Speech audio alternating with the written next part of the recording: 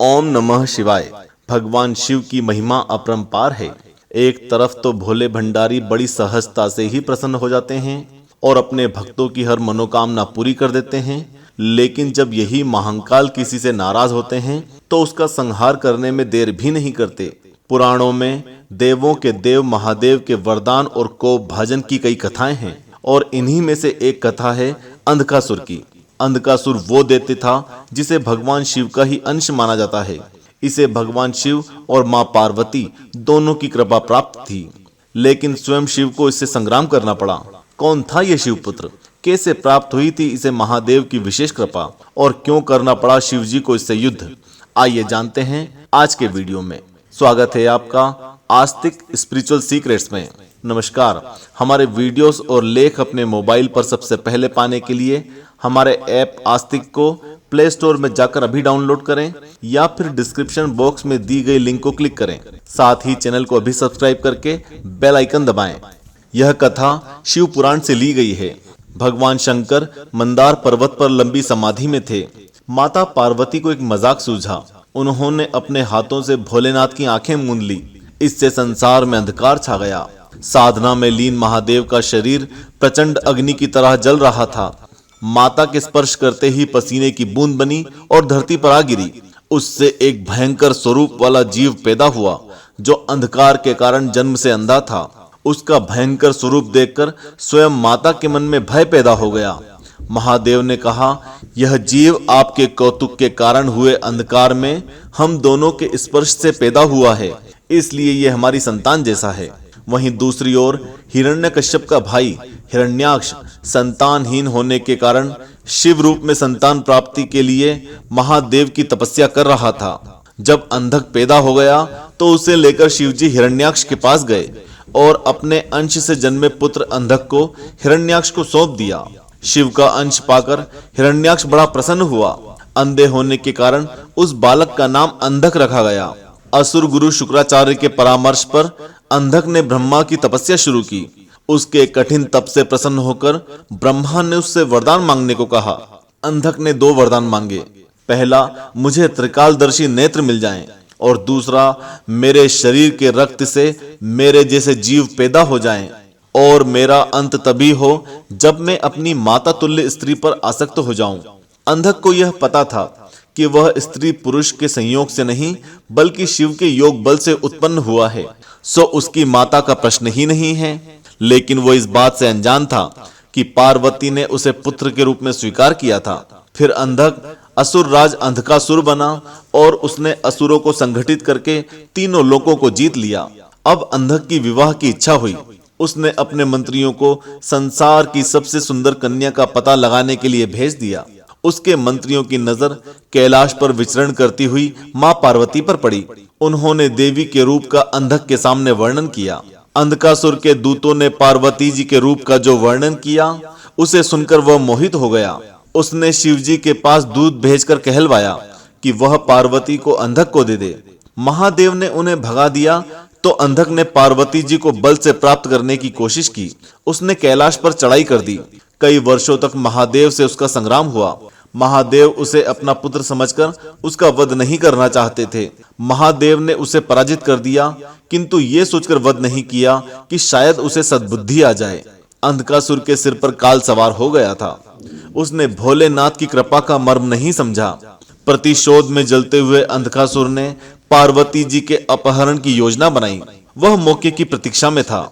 एक दिन उसे पता चला कि शिवजी अपने गणों के साथ कैलाश से दूर गए हैं, तो वह कैलाश आ गया और उसने देवी का हरण करने की कोशिश की। देवी ने अपनी शक्तियों के साथ उससे संघर्ष किया, किंतु अंधकासुर भी तो उनके और महादेव का एक अंश था, इसलिए उसे पराजित करना आसान नहीं था। देवी ने महादेव का आवाहन किया। वे तत्काल पहुंचे। उन्होंने अंधक को पकड़ लिया और उसे फिर से समझाने की कोशिश की, परंतु वो नहीं माना। उन्होंने अंधक को इस बार भी जीवन दान दे दिया। अंधकासुर के बार बार पराजित होने से असुरों के बीच उसकी अहमियत कम होने लगी, इसलिए उसने प्रचंड संग्राम की तैयारियां शुरू कर दी। अंधकासुर का एक बलशाली मित्र और सेनापति था, बाली। उसने बाली को देवों का नाश करने भेजा। बाली ने सेना समेत देवलोक पर चढ़ाई की और सभी देवताओं को निगल लिया। महादेव के क्रोध की सारी सीमाएं टूट चुकी थी। उन्होंने बाली पर भयानक आघात किया। आघात इतना प्रचंड था कि बाली आकाश में गोल गोल चक्कर खाने लगा और उसके पेट से सभी देवता बाहर निकल आए। जब देवता सुरक्षित निकल आए तो महादेव ने उसका सेना सहित अंत कर दिया। अंधकासुर इस विनाश के लिए तैयार नहीं था। जब अंधकासुर के साथ महादेव का संग्राम शुरू हुआ तो महादेव ने दैत्य सेना का विनाश कर दिया।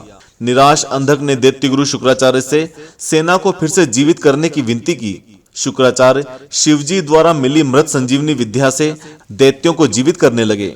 ये बात शिवगणों ने जाकर महादेव को बता दी। महादेव अत्यंत क्रोधित हुए। शुक्राचार्य को सबक सिखाने के लिए महादेव ने उन्हें निगल लिया और अपने लिंग को छोड़कर शरीर के सभी अंगों को बंद कर लिया। शुक्राचार्य महादेव के लिंग के रास्ते शुक्र रूप में बाहर आए, इसलिए उन्हें शुक्राचार्य कहते हैं। इस बार शिव ने उन्हें भस्म करने के उद्देश्य से पकड़ने को हाथ बढ़ाया तो वे माता पार्वती की शरण में चले गए। माता ने सदाशिव जी से कहा, ये शुक्र के रूप में बाहर आया है, इसलिए आपके पुत्र के समान है। मैं इससे पुत्र की तरह स्नेह देती हूँ। महादेव ने दैत्य गुरु को माफ कर दिया। शुक्राचार्य ने भी अपने कार्यों के लिए क्षमा मांगी। जब अंधक को पता चला कि महादेव ने शुक्राचार्य को लील लिया है, इससे वह और बौखला गया और शक्तियां जमा करने लगा। पार्वती जी के पुकारने पर महादेव ने हुंकार भरी। अंधक भय के कारण फिर से युद्ध भूमि मंदार क्षेत्र में लौट गया। शुक्राचार्य वहां आए और अंधक को शिवजी से क्षमा मांगकर युद्ध समाप्त करने की सलाह दी, लेकिन अंधक तैयार नहीं हुआ। उसने इंद्र पर आक्रमण कर दिया।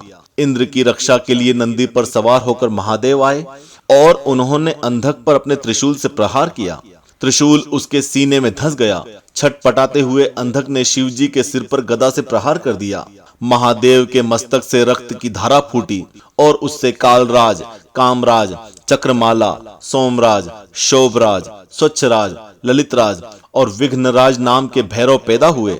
महादेव ने अंधक को अपने त्रिशूल में उठा लिया। अंधक के शरीर के गिरते रक्त से उनका शरीर नहा गया।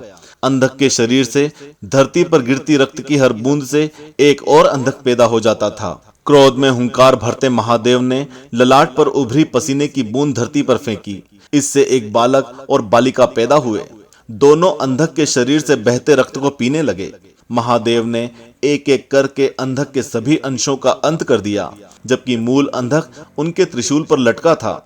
महादेव ने उसी तरह से उसे हजारों वर्षों तक लटकाए रखा। अंधक का रक्तहीन शरीर सूख कर कांटे जैसा हो गया। शुक्राचार्य के समझाने पर उसने महादेव से क्षमा मांग ली। उसने पार्वती को अपनी माता स्वीकार लिया और क्षमा के लिए गिड़गिड़ाने लगा। पार्वती ने महादेव से कहा कि इसके जन्म के समय सृष्टि अंधकारमय थी, इसलिए यह बुद्धिहीन था। अंधक को क्षमा कर देना चाहिए। अंधक ने अपना जीवन महादेव और पार्वती की सेवा में बिताने की इच्छा व्यक्त की। महादेव ने उसे अपनी सेना का गणनायक बनाया। वही अंधकासुर शिव का प्रधान गण भृंगी ऋषि बना। बोलो देवाधिदेव महादेव की जय। ऐसे ही दयालु और कृपालु भगवान शंकर की रोचक कथाएं सुनने के लिए हमारे ऐप आस्तिक को गूगल प्ले स्टोर से डाउनलोड करें और इस चैनल को सब्सक्राइब करें। जय श्री महाकाल।